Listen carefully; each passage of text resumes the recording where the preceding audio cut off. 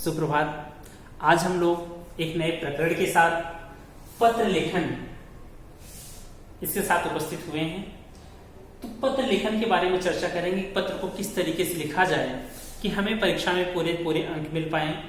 तो आइए देखते हैं कि पत्र आपको पता है दो प्रकार का होता है, औपचारिक और अनौपचारिक। आज हम लोग चर्चा करेंगे औपचारिक पत्र के बारे में। औपचारिक पत्र लेखन किस तरीके से होता है, उसका फॉर्मेट क्या है।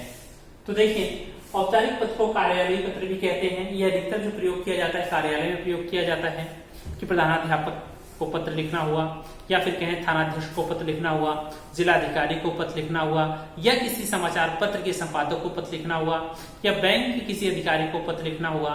तो ऐसे पत्रों का जो प्रयोग किया जाता है वो कार्यालयीय पत्र कहलाते हैं, या हम इसे कह सकते हैं औपचारिक पत्र। एक उदाहरण के रूप में देखते हैं कि मान लिया जाए आपको एक खाता खुलवाना है और भारतीय स्टेट बैंक में आपको खाता खुलवाना है। उसके संबंध में शाखा प्रबंधक को एक पत्र लिखना है। तो आइए देखें किस तरीके से इस पत्र का शुरुआत की जाए। तो सबसे पहले हमें प्रेषक का पता लिखना होता है। यह जो भेज रहा होता है, जो पत्र लिख रहा होता है, उसका पता लिखना होता है। तो हमने अपना पता दे दिया कि माधव अग्रवाल 12/24 कृष्णनगर मथुरा। ठीक है, ये पता हो गया। इसके बाद आप चाहे तो एक लाइन छोड़ दें। इससे क्या होता है कि थोड़ी सी स्पष्टता बनी रहती है, या कह सकते हैं कि लेखन की जो सुंदरता है वो बनी रहती है। तो एक लाइन आप यहाँ पर छोड़ दें। इसके बाद दिनांक लिखें। दिनांक लेखन में यदि आप इस फॉर्मेट का प्रयोग कर रहे हैं तो काफी उत्तम रहेगा। 5 अगस्त 2020, अगस्त की जगह अप्रैल, मई, जून, जो कुछ आप लिखना चाह रहे हैं, जो महीना है आपका उस समय का, तो ऐसा आप लिख सकते हैं। ठीक है, लेकिन कोशिश ये करेंगे कि यदि ऐसा आप लिख रहे हैं तो काफी उत्तम रहेगा आपके लिए। फिर अब जिसको पत्र लिखना हमें उसका पता आएगा कि सेवा में प्रबंधक महोदय। अब हमने बात की थी कि भारतीय स्टेट बैंक के शाखा प्रबंधक को पत्र लिखना है क्योंकि हमें एक खाता खुलवाना है उनसे। तो देखें, लिख दिया हमने भारतीय स्टेट बैंक शाखा कृष्णनगर मथुरा। ठीक है, ये पता आ गया जहां पर पत्र भेजना है। विषय, अब यहां पर चाहे तो आप एक लाइन छोड़ सकते हैं। ठीक है, विषय लिखेंगे कि भाई नया खाता खुलवाने हेतु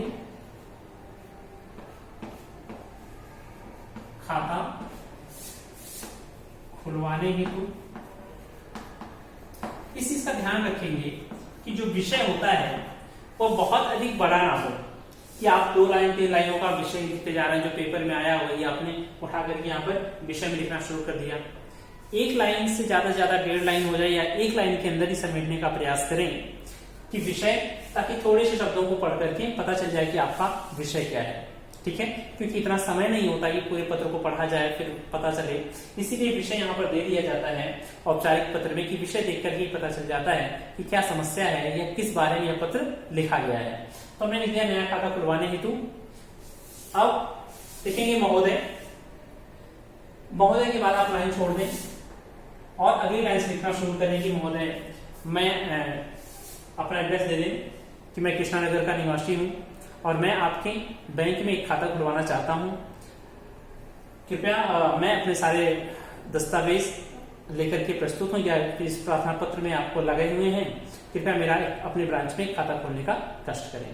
ठीक है, इतना लिखने के बाद अंततः आप लिखेंगे धन्यवाद। धन्यवाद के बाद आप लिखेंगे भवदीय, और यहाँ पर सिर्फ नाम लिख देंगे। नाम और एड्रेस लिखने की आवश्यकता नहीं, क्योंकि आपने एड्रेस पहले यहाँ पर लिख दिया, पता आपने यहाँ पर लिख दिया, इसलिए सिर्फ नाम से लिख करके इसको हम समाप्त कर देंगे पत्र को। ठीक है, यह तो बात रही हमारी औपचारिक पत्र की। साथ ही साथ बात करें यदि अनौपचारिक पत्र की, तो इसमें जो है औपचारिक पत्र में हमें कुछ चीजें, जैसे विषय होता है, विषय नहीं लिखना होता है। और यह पत्र जो होता है किसको लिखा जाता है, अपने सगे संबंधियों को। सगे संबंधियों को पत्र लिखा जाता है। ठीक है, सगे संबंधियों को पत्र लिखते हैं। कभी कभी कहते हैं ब्लड रिलेशन जो होता है उनके संबंध में पत्र लिखा जाता है। तो उसके लिए सबसे पहले प्रेषक का पता, जो पता होता है आपका, वो लिखें। जो व्यक्ति भेज रहा होता है, मान लिया जाए हमने लिखा कि मोहन सक्सेना,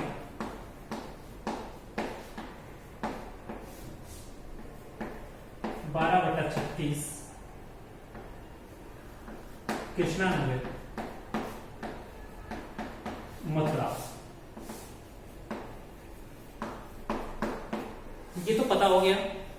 ठीक है। इसके बाद एक लाइन छोड़ें और दिनांक लिखें। दिनांक का वही तरीका जो आपने पहले देखा था कि दिनांक कैसे लिखना हमें कि 5 अगस्त और 2020, अगस्त के आगे कॉमा लगा दें छोटा सा, ठीक है। इसके बाद पत्र की शुरुआत कर देंगे किस तरीके से, कोई कह सकते हैं कि सम्मान सूचक शब्द के साथ, प्रिय मित्र, प्रिय अनुज, या माता पिता को लिख रहे हैं तो लिख सकते हैं पूज्य पिताजी, पूज्य पिताजी, पूजनीय माताजी, फिर सादर प्रणाम या फिर प्रिय मित्र, नमस्कार, ऐसे शब्दों का हम प्रयोग कर सकते हैं, ठीक है। अब सारी बातें हम लिख देंगे कि आशा करता हूं मैं यहाँ कुशलतापूर्वक, कुछ ऐसे शब्द होते हैं जिनको प्रयोग तो होता ही होता है, जैसे मैं यहाँ कुशलतापूर्वक हूं,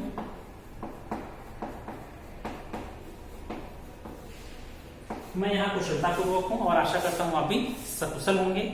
यह पहली लाइन। इसके बाद जो भी विषय से संबंधित है, मान लीजिए अपने छोटे भाई को आप कह रहे हैं कि आप संगति, बुरी संगति में पड़ गए हो और उसे अच्छी संगति के बारे में उपदेश दे रहे हैं, तो ले सकते हैं कि मुझे पता चला है कि आपकी जो संगति है वो बुरी संगति में आप पड़ गए हैं।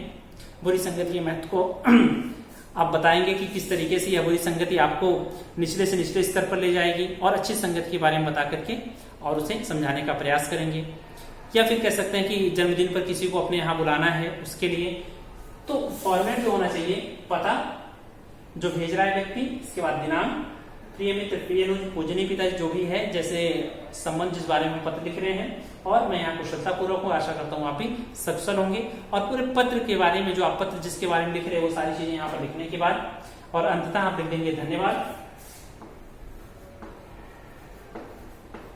धन्यवाद के बाद आपका, यदि आप मित्र को लिख रहे हैं तो शुभेच्छु लिख दें, या फिर भाई को लिख रहे हैं, छोटे भाई को लिख रहे हैं तो यहाँ पर आपका अग्रज लिख दें, माता पिता को लिख रहे हैं तो आपका सुपुत्र या सुपुत्री लिख दें। ऐसे सारे शब्दों का प्रयोग आप करके पत्र को समाप्त कर सकते हैं। तो देखें, औपचारिक पत्र में विषय आता है लेकिन अनौपचारिक पत्र में विषय नहीं आता है। ये चीजें ध्यान रखने वाली बातें हैं, ठीक है। आशा करता हूं दोनों पत्र के फॉर्मेट आपको समझ में आए होंगे। धन्यवाद।